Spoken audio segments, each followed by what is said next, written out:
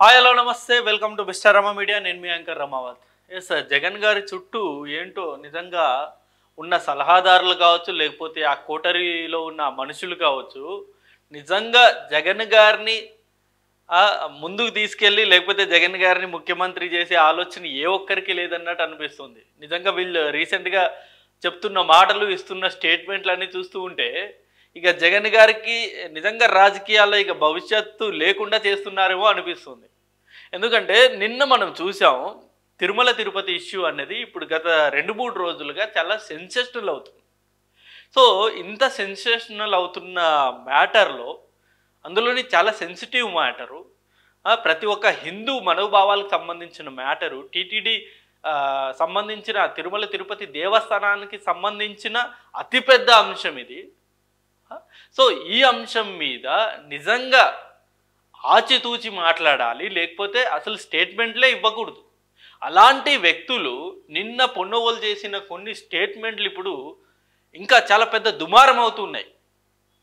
అంటే ఈ ఇష్యూని ఇంకా నెక్స్ట్ లెవెల్ తీసుకెళ్తున్నారు. సాల్వ్ చేసే దిశగా వీళ్ళు ఆలోచించట్లే, నెక్స్ట్ లెవెల్కి తీసుకెళ్తున్నారు. ఇంకా హిందువుల్ని కించపరుస్తూ మాట్లాడుతున్నారు. సో నిన్న పొన్నోలు గారు చేసిన స్టేట్మెంట్ గురించి, ఆయన చేసిన వ్యాఖ్యల గురించి ప్రస్తుతం ఈ వీడియోలో నేను డిస్కస్ చేయబోతున్నాను. అండ్ ముందుగా నా ఛానల్ని మీరు సబ్స్క్రైబ్ చేయని వాళ్ళు ఉంటే తప్పకుండా సబ్స్క్రైబ్ చేసుకోండి. అలాగే ఈ వీడియోని మీరు కంప్లీట్ ఎండింగ్ వరకు చూసి మీ అభిప్రాయాన్ని కూడా ఖచ్చితంగా కింద కామెంట్ రూపంలో తెలియజేయండి. ఇక వీడియోలోకి వెళ్ళిపోతాం. నిన్న ఎప్పుడైతే పొన్నోలు సుధాకర్ గారు ప్రెస్ మీట్ పెట్టారో, ఆ ప్రెస్ మీట్లో వచ్చేసి తిరుమల తిరుపతి లడ్డుకు సంబంధించి పంది నెయ్యితో ఆయన పోలుస్తూ కొన్ని వ్యాఖ్యలు చేశారు. అది కూడా ఒకసారి మనం చూసేద్దాం. ఏమన్నారు నిన్న పొన్నోలు గారు అన్నది.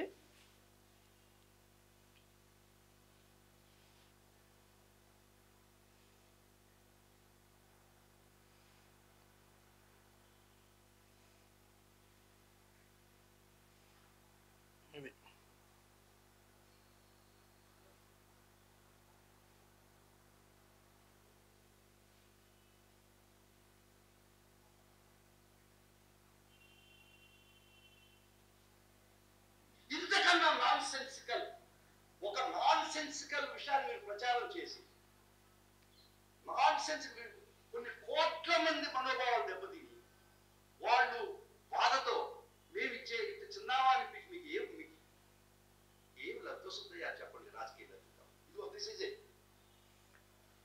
This is called Pig oil, pork fat oil, 450 to 1200 rupees A kilo. నా నెయ్యి వాల్యూ ఎంతయ్యా? 319 రూపాయలు.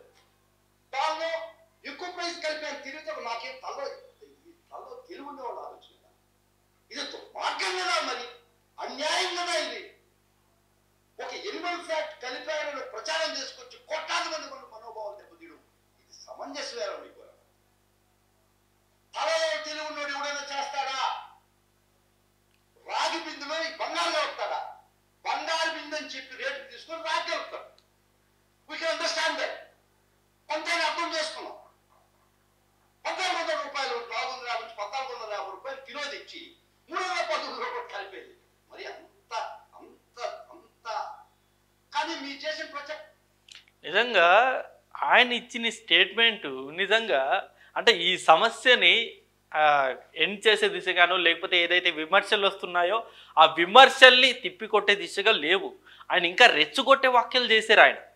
ఆయన ఒక ఏజీ స్థాయి వ్యక్తి, ప్రధాన కార్యదర్శి వైఎస్ఆర్సీపీ పార్టీకి. గతంలో ఆ వైఎస్ఆర్సీపీ ప్రభుత్వం అధికారంలో ఉన్నప్పుడు ఆయన ప్రధాన అడ్వకేట్గా ఉన్నారు కదా. సో అలాంటి వ్యక్తి ఇలాంటి వ్యాఖ్యలు చేయడం ఏంటి? ఇదే సోషల్ మీడియాలో ఇప్పుడు చాలా హైలైట్ అవుతుంది. ఆవు నెయ్యిని రాగితో పోల్చి పంది నెయ్యిని బంగారంతో పోలుస్తున్నారు ఆయన. ఎవరైనా సరే బంగారం రాగిలో కలుపుతారా అని చెప్పేసి ఆయన సెటారికల్ కామెంట్స్ అనేది చేస్తూ ఉన్నారు. జనరల్గా ఆయన చెప్పిన మాట ఏంటి?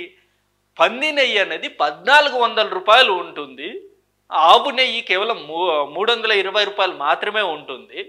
అలాంటిది బంగారం అంటే పంది నెయ్యి బంగారము, ఆ బంగారం తీసుకొచ్చి రాగి అంటే ఆవు నెయ్యి రాగి దీంట్లో కలుపుతారా అని చెప్పేసి ఆయన నిన్న ఈ స్టేట్మెంట్ అనేది ఇచ్చారు.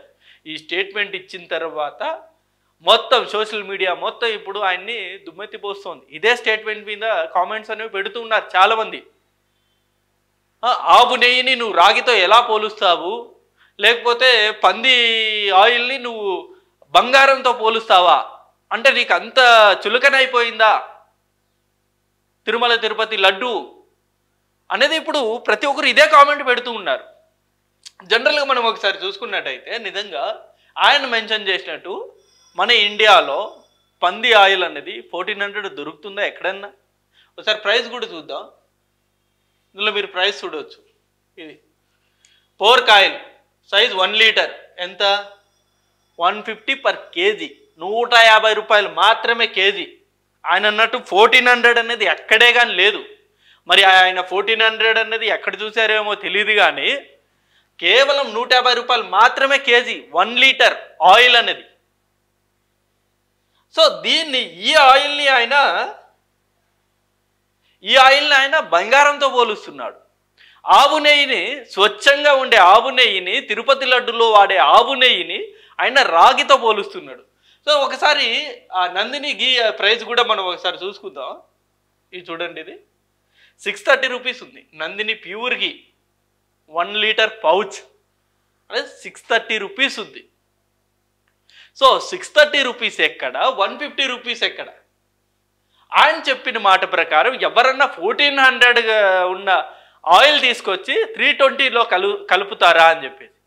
సో ఇప్పుడు ప్రైస్ మీరు చూస్తారు కదా, మరి ఈ ప్రైస్ వచ్చేసి 630 ఉంది, ఈ ప్రైస్ 150 ఉంది. మరి ఈ లెక్కన కలిపే అవకాశం అనేది ఉంటుంది కదా. ఎలాగైతే 1400 ఆయిల్లో 320లో కలపరు అలా అని చెప్పేసి ఆయన ఒక లాజిక్ చెప్పారు కదా.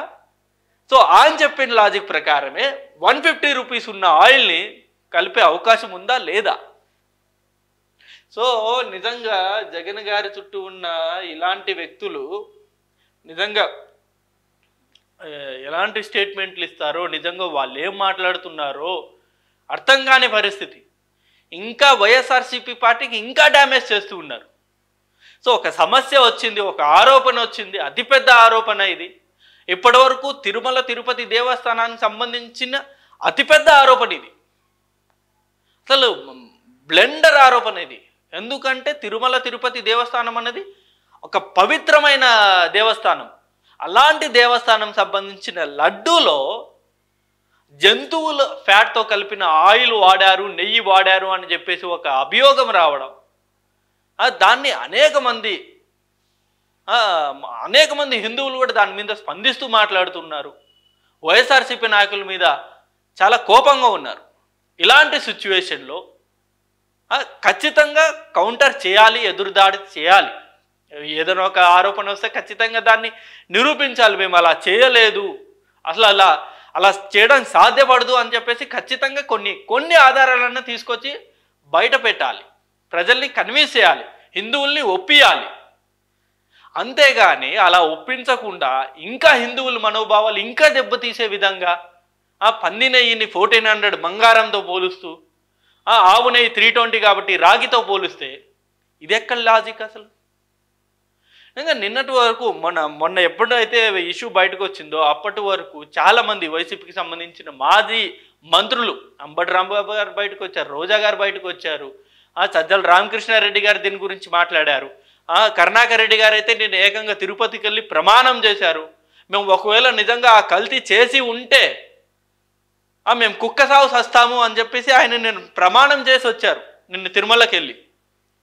ఇలా రకరకాల వ్యక్తులు, అనేక మంది నాయకులు బయటకు వచ్చి మాట్లాడుతూ ఈ డ్యామేజ్ కంట్రోల్ని, వచ్చిన అభియోగాన్ని, వచ్చిన విమర్శల్ని తిప్పికొడుతూ ఉంటే ఇలాంటి నాయకులు ఇంకా దాన్ని రెచ్చగొట్టే స్టేట్మెంట్లు ఇస్తూ ఉన్నారు.